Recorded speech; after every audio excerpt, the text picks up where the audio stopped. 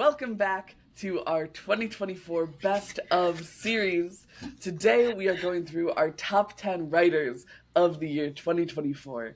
Now this is going to work the same as our previous Best of videos. If you haven't checked those out, we have our favorite series of 2024 and our favorite single issues already up on the channel. And keep an eye out for next week when we go through our favorite artists as well. That's right. But today we're going through our favorite writers. That's right. There's not much to it, but to do it, we're talking about writers who we've read at least one of their books on the podcast, but we're not just taking that into consideration. No, it's hard, I think, for creatives to just look at pod stuff. Exactly, so we're going to look at the full body of work that we have read in the year. So if we're putting something up, it's something we've read. We're not going to judge them on stuff we haven't read. That'd be stupid. Right. This was really tough. I think me and Katie were just talking about it before we started recording. This was really, really tough. I think this is really part hard. of it is just being writers. You feel like it's more personal to like talk about somebody's individual writing. And absolutely, we know a lot of writers. We've had a lot of writers on the pod. Like there's all these things going on there. But we'll try our best to be objective and give you our top 10. Be objective about our opinions. Yeah. No, not objective. We are being entirely subjective. Yeah. Unbiased, though. Unbiased. Unbiased in our opinion. Unbiased is what we're... Still doesn't really work, but that's okay. Yeah. But we're going to start off with number 10 here. Yeah. Jay is going to start us off. I just want to quickly throw out the little disclaimer. If you haven't watched the previous videos, I will take the left side of every slide, and Katie will take the right side, and that's where we'll be posting our picks. So to start us off with number 10, let's hope this pastes in nicely. No, it did not. It did not paste in nicely. So my number 10 is going to be, as I drag this up here, is going to be Erika Schultz. She did mainly Daredevil stuff this year, but a lot of good books that we really, really enjoyed. Daredevil Gang War, Daredevil Woman Without Fear, and the first issue of Laura Kinney Wolverine also came out this year. So I'm going to try to quickly send that behind the text. It's the best I can do. There we go. It's beautiful. It's beautiful. It's beautiful. Erika Schultz is really rad. Such a great writer. She does like these amazing action scenes that you can really, really follow through that are so good. She has such a good grasp on Elektra as a character, which is one of my favorite Marvel characters, which is why, obviously having a great writer on this character is so important to me, and Erika Schultz has absolutely killed it. And across those, especially the two Daredevil series, she did a really fantastic job. I do think the first issue of Gang War was 2023, but the rest of Gang War and all of Woman Without Fear was this year. And that was enough for Erika Schultz to slide in at my number 10. But Katie, who slid in at your number 10? At my number 10, I think we all knew that he was going to end up here somewhere. It's Joey Esposito of The Pedestrian. I love The Pedestrian so much. It is such an absolute goober of a book. It's incredibly emotional. It's incredibly iconic. And I think a lot of that has to do with the way that Joey writes the characters in this book. He leans into the silly when it's going to be silly, and he leans into the emotional when it's going to be emotional. And I just loved it all the way down. Yeah, Pedestrian is a great book. Very well written book. And it works really well. And a uniquely written book in the chaptering of all of it, and not really following the main character directly. So, which we sang the praise. We talked about uniqueness a lot last week, so I figured I'd throw that out here. Joey is a great writer. I'm shocked you don't also have his Sesame Street work on your list. You didn't read that? You're so right. I'm so sorry, Joey. I haven't gotten around to it yet. Yeah, Katie's a big Sesame Street fan in general, so I was assuming that she was gonna be reading. Me, a real Muppet head. But that's gonna take us right on down into number 9. Number 9, and you double up here. Yeah. Yes, I do. Yes, I do. To hit us with another number 9. So similar format going on. Another kind of one series wonder for me. What a series it was. We've got Skottie Young, who wrote Ain't No Grave this year. I was gonna be on here. It was going to be on here. It's a bummer for both Joey and Skottie that I didn't read much else that they did. Because going with just one series did kind of, give them a bit of a ceiling that they couldn't break through. But God damn it, Ain't No Grave is so good. I love it so much. It took me a moment to be like, no, we're talking about Skottie. Can't jump into Jorge yet. Next week. Not to spoil Katie's list, but I am very confident in that prediction. Yes. Place your bets now. But yeah, the writing on this is so great. Again, amazing characterization for Ryder. We talked, I think, last week or the week before. One of the times when we talked about Anagram, because it's been on every single one of my lists. Yeah. Is It was it's number one such last week, a I believe. Yep. It's such an absolute tragedy of a book. Like the way that, like, I think that we're very used to kind of anti-heroes getting a heroic ending these days. Yeah. And Ryder does not get a heroic ending. No. Like, it is a full tragedy, and god damn it, is that good. Yeah, I love Skottie Young's writing in this. Absolutely amazing. But Jay, who's your number 9? My number 9 is going to be Erik Burnham of TMNT Mutant Nation, as well as The Untold Destiny of the Foot Clan. So Erik Burnham, fantastic writer, has been very involved in Ninja Turtles for a while now. And Mutant Nation, is particularly Untold Destiny of the Foot Clan, which was basically that story, but in its own book, which and it had a lot more space to breathe. It's just so well written. You can even hear it from Katie when we talk about Mutant Nation, when she has very little, reference for the Turtles. Like, it's just so well written. Cry is another character that I love. It's very funny that the Cry focused writer comes right after the Elektra focused writer, because Cry is just Elektra in the Ninja Turtles universe. So it's a very fun a jump there. But Erik Burnham has been very attached to Cry for a little while now, and I think that's been a really great marriage. He really understands the character. Him now working with Casey Jones, I think, has been a really great marriage as well. He just really knows how to pace these things out. He's got a good feeling for, like, the Japanese and Ninja Clan, like, side of the Turtles, which is a side that I really, really love. So I think he kills it on everything he does. And he had two books out this year that I really, really enjoyed. So he's going to slide in at number 9. Sweet.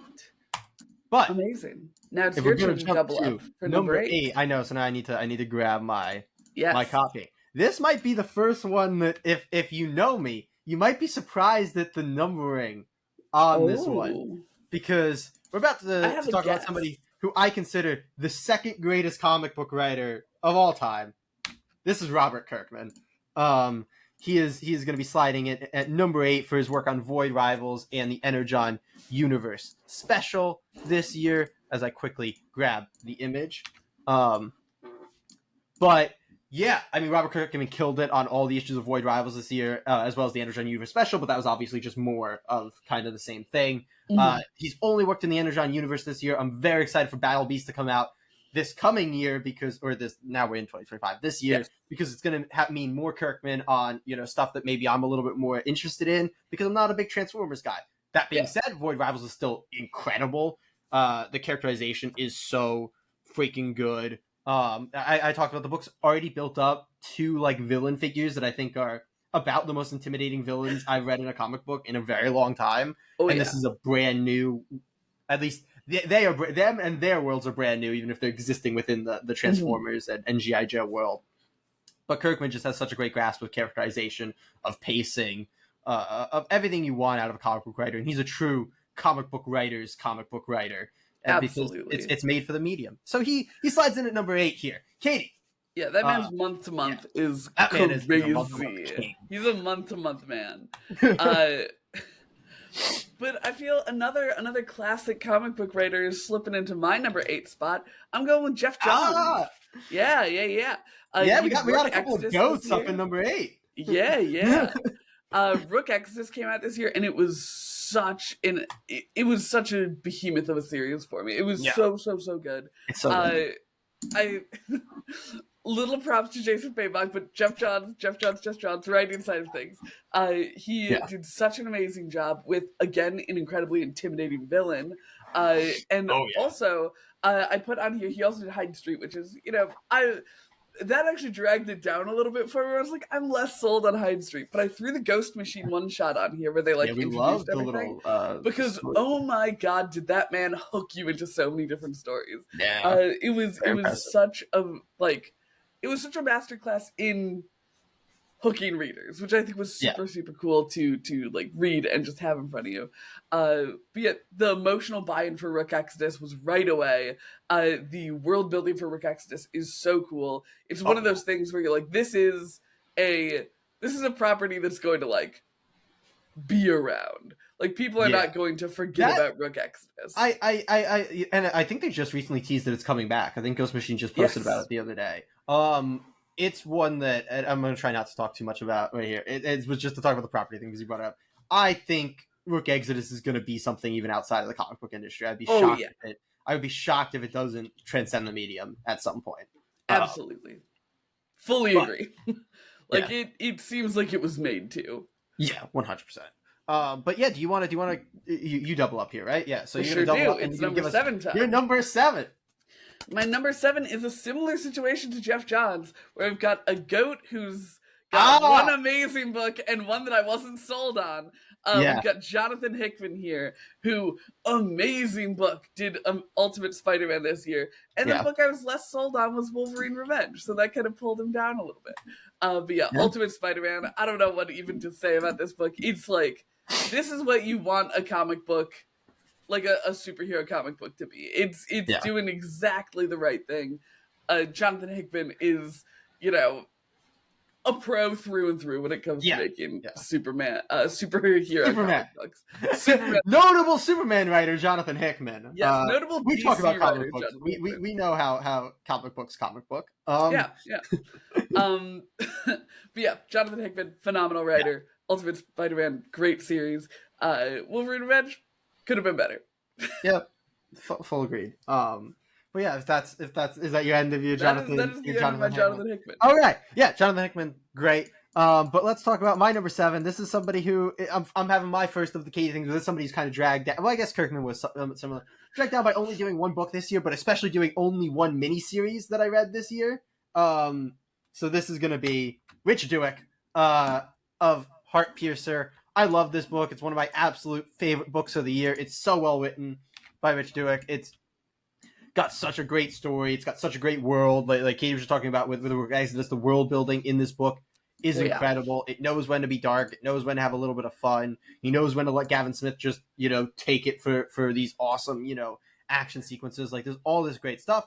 But, all I read from him was 4 issues this year. So despite Heart Piercer being far and away one of my absolute favorite books and him being one of my favorite writers on that book, compared to a lot of other writers on this list, it's just compared to actually every other writer on this list, he did the least number of issues and one of the least number of books that I read. He did other things. It's not like a Rich Douek thing. I have not partaken in his other work from this year, which is maybe a failure on me.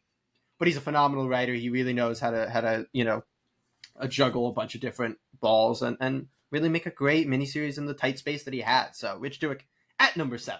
Yeah, it is just a distinct bummer that it was only those 4 issues. More Heart Piercer. We keep more saying Heart Piercer. Heart Piercer Part 2. We need it. Yes. But this is your my number 6. We're gonna continue with some goats here. We're gonna continue with another goat, and this was the hardest person I had to place. And I'll tell you specifically why once I paste him in. This is gonna be Kevin Eastman, and the reason is he wrote 2 books, but he was a co-writer on both of those books, and with different other writers. Like, I thought about pairing him with one of his co-writing partners, but then I could only look at a specific book they did together. Right, yeah. Everybody's full bodies of work. So this was really, really difficult. I was like, how do you rank somebody who co-wrote 2 of your absolute favorite books of the year? Actually, potentially like 2 out of my top 5 books of the year. But he co-wrote both of them. So how do you look at that? So it ended up landing him at number 6 on my list. These books are both phenomenal. Last Ronin 2 Re-Evolution is my favorite book of the year. We didn't talk about it on the pod, so that's, it's a little separate there, but yes, my favorite book of the year. Last Ronin is one of my all-time favorite comics, and Kevin Eastman is such a, key person on that book. If you listen to me talk about that, Kevin Eastman is really a lot of the driving force behind Last Ronin, so I felt like he deserved a ton of credit for that. And then he's the co-writer of Drawing Blood, which was another one of my favorite books of the year. But and like the inspiration for it as well. Exactly. So we landed at number 6 for his work on both these books. I don't think he scripted either of the books, so that kind of is like a thing that pulls a little bit, but he was still obviously very, very important in both of the books and in terms of the writing and the building out of them. And they were both phenomenal books with, everything you want out of these books. And Last Ronin had only 3 issues, but Drawing Blood had 6 whole issues out this year. So this is 9 issues of phenomenal work. So yeah, that's where we're at. Yeah, with Kevin. no, Kevin Eastman, absolutely a goat. We're doing a bit of a TMNT marriage here with my number 6. Oops. Oh, you forgot to do. I did. I was a fool. I'm doing Jason Aaron here. He had an interesting year where he was doing Batman Offworld, Absolute Superman, and TMNT stuff. A lot of stuff. A lot of stuff going on with Jason Aaron. And this is another one where he might have been higher if I feel like if Absolute Superman number 3 had came out in 2024, it would have been higher. But with just numbers 1 and 2 coming out in 2024, I was like, we're going to kick him down a little bit. Batman Offworld is so much fun. It comes out so inconsistently. I think only a couple finally getting issue 6 in February of this year. So we'll finally put a button on it. Yeah. Hooray. But then his TMNT stuff was so fun. I really enjoyed all of it that we read here on the pod. And it's got me really excited to read it going forward. So Jason Aaron is my number 6. Did a bunch of stuff this year. He's been a busy boy. But that's going to bring us right into my number 5. Yes. Another one who I think will be no surprise to see is Rob Williams of Petrolhead and the Creepshow Holiday Special. What can we say about Petrolhead that we haven't said truly 100 times first, over? First exposure to us. So say things. I shall. You know what? If it's someone's first exposure to us, Petrolhead is the reason that we made this podcast. That's true. Very important. Yeah. We read issue 1 and we talked about it so in depth and with such enthusiasm and for so long, we were like, I feel like maybe we should do something with our excitement for these books. Petrolhead is so phenomenal. Rob Williams writing this has my favorite issue of the year, which is R.I.P. Dave, my cool boy. No, Dave. The concept of the smog zone is such an amazing dystopian world. The way that Petrolhead plays into and a little bit against the kind of rugged apocalypse dad trope is so good. The side characters in Petrolhead are all phenomenal, from Supercar Star and Hybrid to Brother Eye and the other spooky humans. It's all so good across the board, and so much of that is just Rob Williams doing great things on the page. Absolutely deserves his spot in the top 10 here. Fully agreed. What a great lad. I think I'll put in mine now. We were once again, Katie. We've come this close to having one of the same number. My number 5 is Jason Aaron. He has done TMNT. Also, I have one thing other than that Katie had not read this year, which is TMNT Alpha, which was similarly phenomenal to his TMNT work. Batman Offworld, and of course, Absolute Superman, as Katie mentioned. Jason Aaron did a ton this year, and it was all really, really good. Absolute Superman maybe a little bit less so, but there was still, I think, even in issue 2, it was starting to uptick. From the issue 1 where we were like, maybe not. But his TMNT work was phenomenal. It was all basically the one shot issues that we got in this year, which was really, really fun. TMNT 4 was just a top tier TMNT issue, and it deserves full credit for that. Because a lot of that was, as much of the art style really, really matched that issue, but a lot of what made issue 4 so special was the writing of Donnie and just the heart that came behind it. And I think Jason Aaron dead rat that came with it. Yeah, exactly. And just thinking of stuff like that's so important. And then looking at Batman Offworld, and there's a lot of great character writing there. Jason Aaron's very he's a very he's known for being a Thor writer. He's a very mythological writer. He writes things with great importance, which is something that I've always really, really appreciated. I like it when these characters feel really, really important and they have this gravitas. And does sometimes that get a little bit goofy in certain moments? Yeah, but Jason Aaron never lets that be the book takes itself seriously, even when it comes across goofy, which I absolutely love. And it's something that I really appreciate in his writing. So he locked up the number 5 slot for me. But now we're heading into number 4. Which is going to be the last one before our honorable mentions. So this is going to be the last chance for somebody to not get top 3 and make it onto the list for the main list. So my number 4, another person who's kind of hard to grade, is Daniel Warren Johnson. And the reason I say he's hard to grade is because he's a writer-artist on some of the stuff, which makes it hard to grade him as solely a writer. But I did my best. So this year he worked on Transformers, the Energon Universe Special, and The Moon is Following Us. Transformers was phenomenal. It was really, really great. But again, we're not big Transformers fans, so that's, a mixed bag. But what puts Daniel Warren Johnson so much higher than Robert Kirkman, who had a similar mixed bag in the list, is The Moon is Following Us. Mm-hmm. Like, this book came out this year. It's such a strong creator-owned series. And it's something where, yes, while he does write certain sequences, we really get to see Daniel Warren Johnson, and we got to see in Transformers once he stepped off as well. We really get to see him as just a writer there, and he's doing such a phenomenal job with these characters, with one of the most unique concepts I've seen in a comic in a really long time, with this phenomenal world building. Like, he does so much good stuff in The Moon is Following Us, and that ranks him very highly on my best writers of the 2024 list. Coming in at I was shocked when we started reading Transformers, because I think we started reading Transformers because you love Daniel Warren Johnson. Yes. And yes. I was, like, so resistant to actually, like, picking up the Transformers book, to the point where I was like, you know what? The writing is really, really good. I'm really liking the story, but the Transformers is just, like, too front and center, so I can't quite... like, I'm just not bought in for the rest of it. Yeah. But the writing that he did do for Transformers is so, so good that it made me a Transformers... I'm not going to say hater, but a resistor. Absolutely fall in love with it. Like, I believe it's been 2 weeks ago now, but I think Transformers issue was on your top. Exactly. It was the Optimus Prime Hospital issue, which I think is issue and it's because of the writing. 3? I believe that's what I was trying to remember. I believe it's issue 4. But I could be wrong. Your top 10 issues of the year list. Yeah, it was, which is why my number 4 writer is also Daniel Warren Johnson. We finally did it! We finally fucking did it! We finally did it. We've come together to have a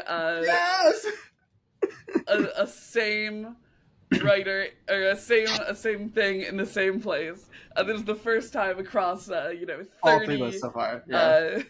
I suppose 26 slides that we have fully shared an opinion. Daniel Warren Johnson did really special stuff this year. Yes. The Moon is Following Us is one of my most anticipated series going into 2025.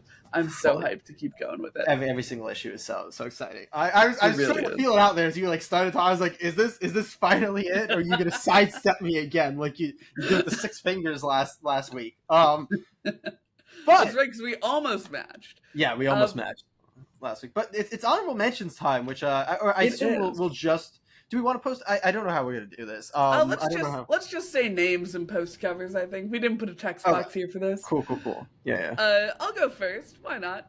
Go my first honorable mention is, unfortunately, another case where we don't have more than one book that I was reading by this person, and we only got a couple issues into it in 2024. It's Kelly Thompson, who is the writer of Absolute Wonder Woman. Yeah. I really have loved the way that she did Absolute Wonder Woman. I love the characterization. I love the vibes. And I'm super excited to keep reading it. But there just wasn't quite enough for her to crack the top 10 for me. Yeah, that's super fair. Yeah. My first honorable mention is going to be somebody who was on Katie's list, but did not quite crack mine. It's going to be Jonathan Hickman of Ultimate Spider-Man and Wolverine Revenge. It was a similar thing to Katie, where it was trying to find the medium point between the 2 books, and unfortunately for me, that landed just outside the list. But Ultimate Spider-Man is a really special book, and it really got full 12 issues of it. So I think Jonathan Hickman deserves a shout out for that long-term writing that is so good. Yes. Well, speaking of really great writing, it was really important to me as a person that this series turned around, and it turned around when it did because John Layman took on the Titans. Again, we don't get a whole lot of his writing in 2025, so he wasn't quite able to get up there, but oh my god, am I hyped for Titans in 2024. I'm so hyped for Titans going forward, and as we move through this series, I have a feeling John Layman is just going to keep working that magic. Yeah, Layman is fantastic. For me, unfortunately, there's a little too few things to be considered at all for my... That's fair. My grasp of the year, but he is phenomenal.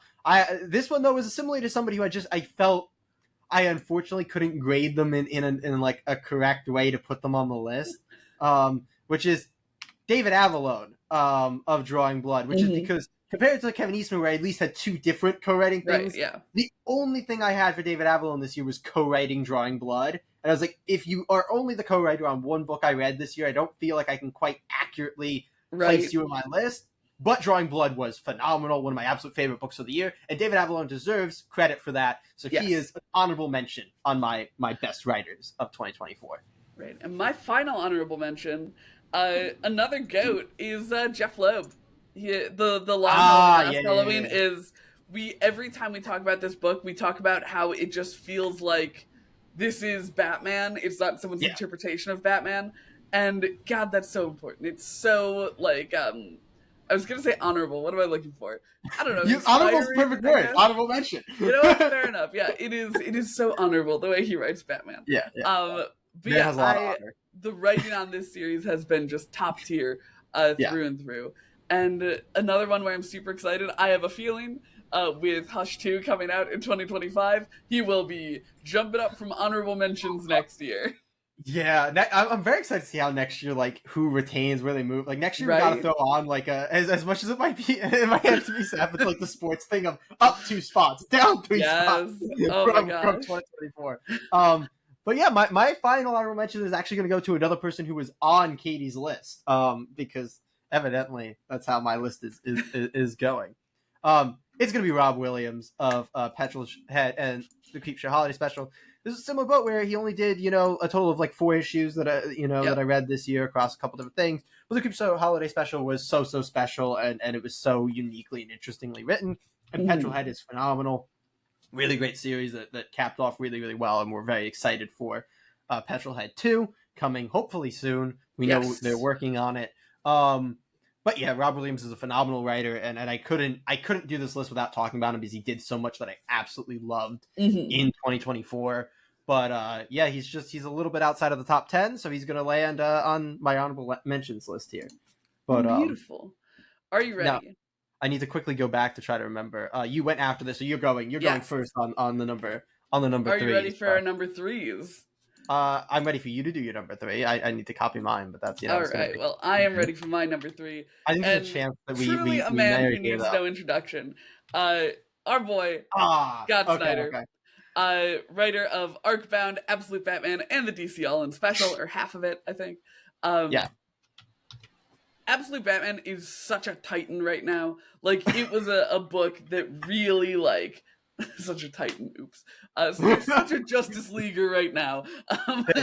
It was such a bold start to this new Batman. And you can, when reading it, you understand why Scott Snyder built a whole universe around being able to write him. Like, it's so fun, it's so creative. And Arcbound was such an unexpected hit for us. Like, I think, without shade, it seems clearly meant to be like a movie fodder. Tom Hardy is a character consult on it. Yeah, exactly. But oh my god, it's a banger. I did not expect that. Yeah. Oh yeah.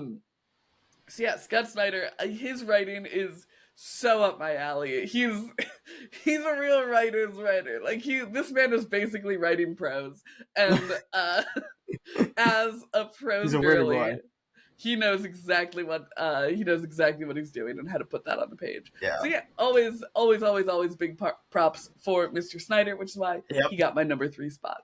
Who's sitting in your number 3? I thought this was gonna be the shot for us to have another matching on the list, but unfortunately, you did not put him at your number 3. I don't think I actually copied it because I'm being I got too confused. But my number 3 is going to be Dan Watters of the Six Fingers. He took over Nightwing and has done a few issues of very, very good issues of Nightwing and a few issues of Batman Dark Patterns, which has been very good as well. Yeah, so I had to get Dan Watters on this list because, I mean, the Six Fingers alone is phenomenal and one of my favorite books of the year. And then when you put on top of that, he also took over Nightwing and took that in a direction that I really like Nightwing to be in. And Batman Dark Patterns was just also a really good book. Like, it's stacking. And when you're looking at a list of all people who do very high quality books, the quantity starts to stack up. And Dan Watters has a very high quantity of high quality books. And so Dan Watters is gonna come at my number 3. He's also a very, like, nuanced writer. There's a lot going on in his books, especially in the Six Fingers. That's a difficult writing challenge to do something like that, and he knocked it out of the park. Absolutely. And he just writes Nightwing so well from a character standpoint. So that's a lot of points from me. Hell yeah. It's time for your number 2. You went the wrong way. My number 2, which is, again, not going to be a chance for us to match because this was somebody who was lower on Katie's list. Another GOAT. This is Geoff Johns of Rick Exodus, Ghost Machine #1, and Hyde Street. The difference, I think, between us is our feelings on Hyde Street, which I have also loved. Not quite as much as Rick Exodus, but it's been another book that I really, really loved. Rick Exodus is one of my absolute favorite books of the year. Arguably my favorite book of the year, if you want to look. Yeah, if we're talking about books that we read on the pod. Yeah, if we're talking about books we read on the pod, it is my favorite book of the year.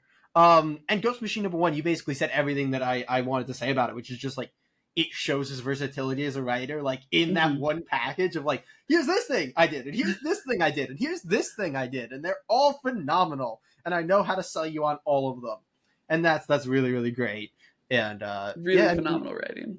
Everything he did this year was just so good. It felt, like the Geoff Johns. I mean, I think I've said multiple times this year, like, Geoff Johns is back, and what a statement comeback year to because I don't think, in the past few years, he would have cracked my top 10 list, unless he wanted to really turn back the clock to when he was doing Green Lantern, and then, like, number one. But,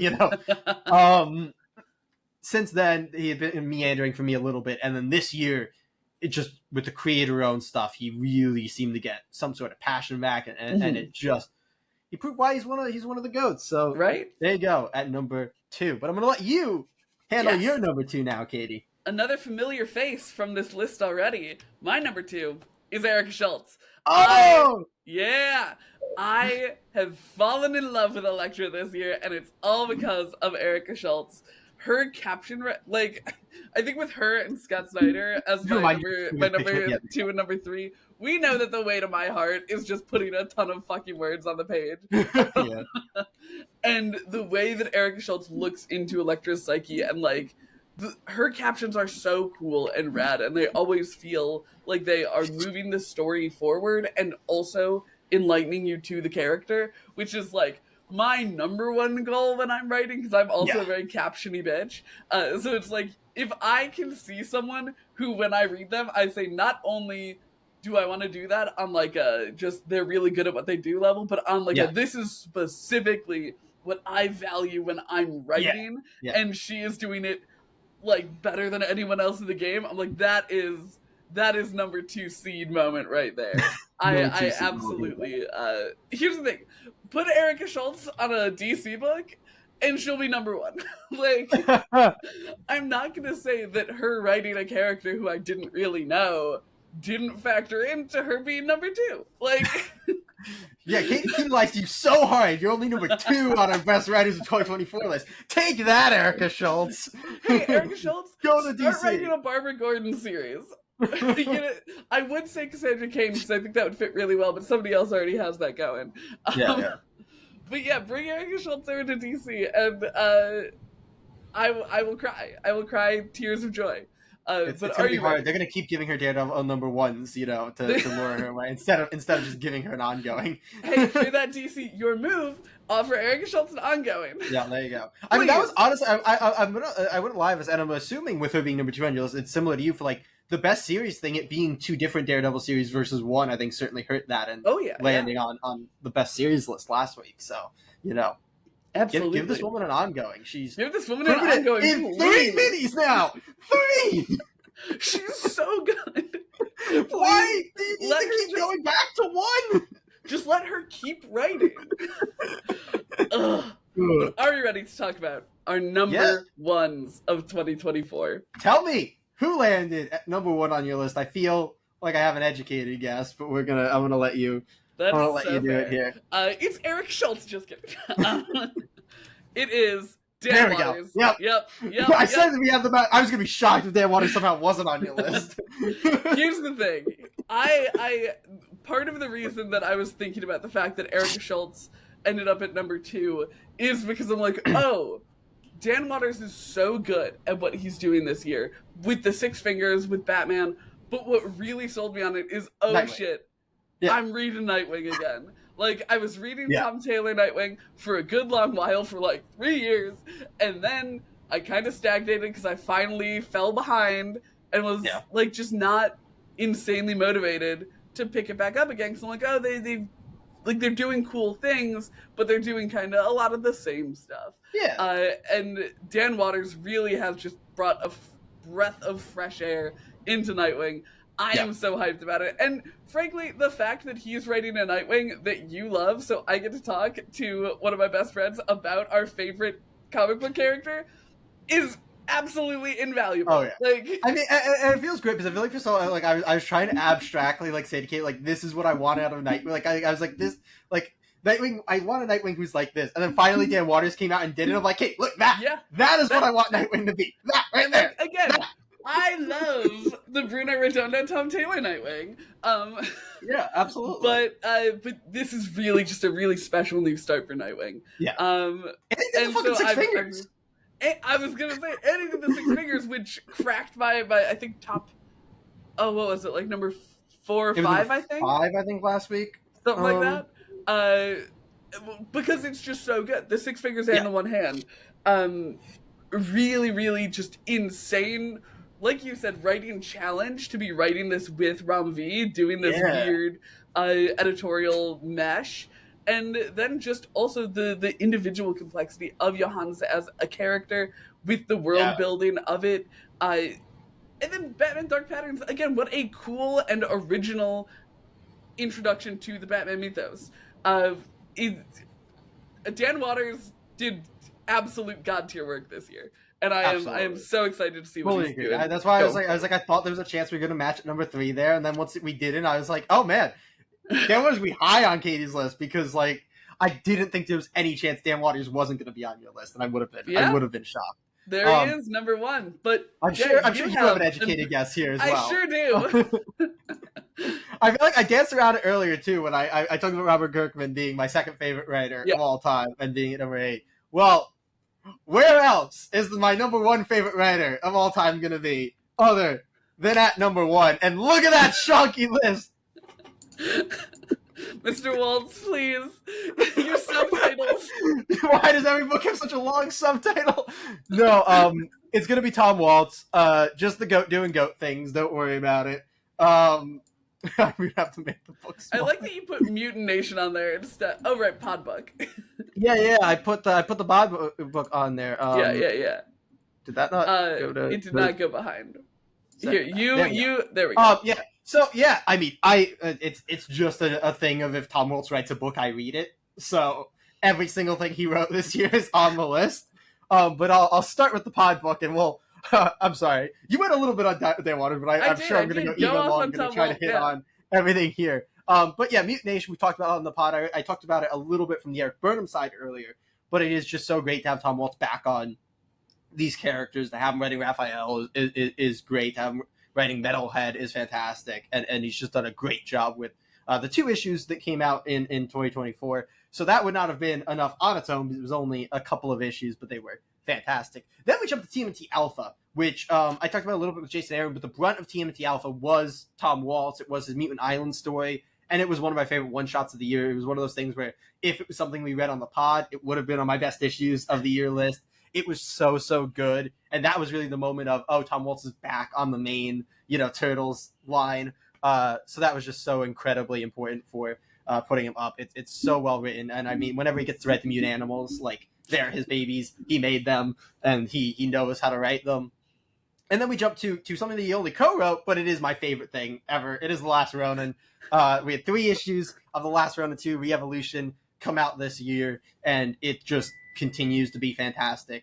I mean, it's a hell of a challenge, specifically with The Last Ronin 2, to say, here are 4 brand new turtles, and you have to accept that these are the Ninja Turtles now. And that is like a big ask of people who have been very negative towards new turtles being added in the past of the Turtles' history and mythos. And I mean, Tom Waltz just knows how to write it so naturally. Nothing feels forced. Nothing feels like they're trying to erase history or like do something just to do something new. It's this like nice lineage thing, and I love a good lineage story. I love a good legacy hero.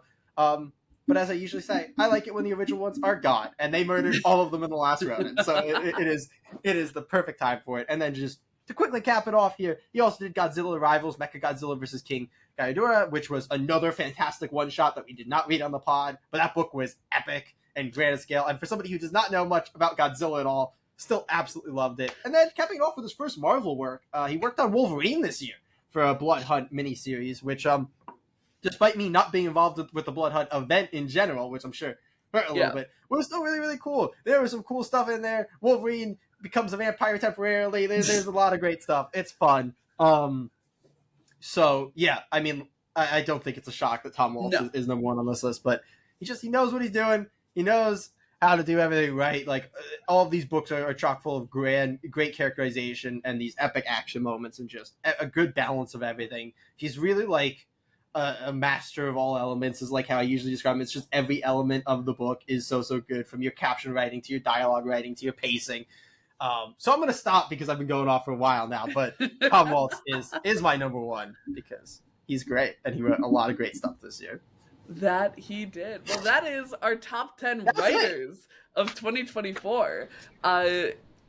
Oh my gosh, what a hard list to put together. I feel like I could have gone on and on with honorable mentions, but we capped ourselves at 3. This was so fun. Be sure to tune in next week when we are going to do our top artists of 2024, which is also going to be incredibly hard, but incredibly fun. Yes. And the nice thing is most artists, I say, have not done multiple books in one given year, which I think will be a little bit easier because it'll be more direct comparisons. It's much harder for artists to do a bunch of things at the same time than it is for writers to do a bunch of things at the same time. I have at least one on my list who's done multiple. Well, I know the one that you have on your list that did multiple. And okay, you can slide back to the honorable mention slide. We all know. But it's gonna be a fun time. Join us for that. We have a playlist with the 2 other, plus this video, but with all of our best of 2024 videos, the 2 others. So you should check those out because it's a fun time to talk about things that we like. Yes. But who's your favorite writer of 2024? And do you think that we missed someone, or that do you hate someone we put on the list? That would be crazy. I'm sure there's people out there. I'm sure out of our 10, there's certainly people. I mean, I think a lot of the big 2 writers alone that jumped on the list will have a lot of controversy on any big 2 writer. I'm sure Hickman has his detractors. I'm sure Dan Waters has his detractors. I'm sure Erik or Schultz has his detractors. About Dan Waters. I'm sure somebody's being mean about Dan Waters. I'm sure there's somebody who's not happy that Bruno Redondo and Tom Taylor are off from Nightwing and has chosen to blame Dan Waters despite not doing that. To that person out there, Jay got me a signed Bruno Redondo pin. I love Tom Taylor's Nightwing, and Dan Waters is my number 1 writer of the year. So shut up and get on board. Shut up! Get on board! You're not allowed to dislike things. Exactly, but we have so much other content on the channel. Yes, we do. Jay, what have we been doing on our weekends? How have we been spending We streamed yesterday. We stream every Saturday from 9 to 11 Eastern time, but this coming Saturday, it's actually going to be a little bit different. We're going to be streaming in, I believe, the afternoon/evening. I believe in the evening. In the evening. I'm sure we'll post probably on socials a little bit early when we decide on what time we're going to be doing that. So keep an eye out for the slightly augmented time, but usually it'll be 9 to 11 Eastern time. On Saturdays, you can watch us grind Marvel Rivals, hopefully up to gold. That is the goal. Fingers crossed. And it's relevant because they just announced Marvel Rivals getting a physical comic book made out of the digital comic book. So, wild. Relevant. Well, if you're curious about the digital comic book, we talked about it a couple weeks ago. We did. But in any case, we have our regularly scheduled programming every Wednesday. We've got our standard pull list rec, where we talk about the books that we read that week, some comic news for you, and the Creator Corner, where we talk about being writers and industry stuff, which is super duper fun. And most Saturdays we'll also have just a regular bonus episode. Obviously, January is a little odd with all of our recaps going on, but tune in for Strange Saturday Super Shows. Tune in for our Absolute Universe fantasy football bracket. Yeah, And fun keep time. an eye out for even more adventures across the Massiveverse. Yeah, I mean we're getting close to when the bonus episodes will be back next month. Yes. I'm excited for that. But in any case, as always, we hope to see you next week. Comic Geeks.